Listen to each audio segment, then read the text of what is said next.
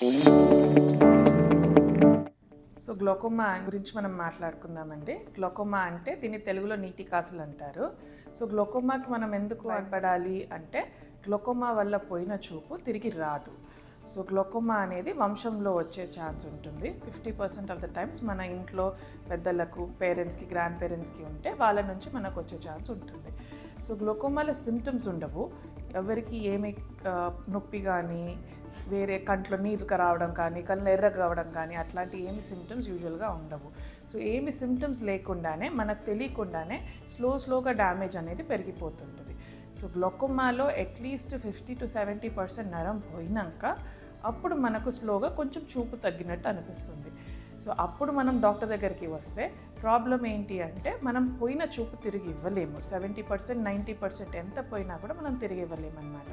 So అందుకనే glaucoma ఉందా లేదా అని 40 years తర్వాత అందరము చెక్ చేయించుకుంటూ ఉండాలి. ఎర్లీగా డయాగ్నోస్ చేస్తే మనం ఈజీగా కాపాడగలుగుతాం.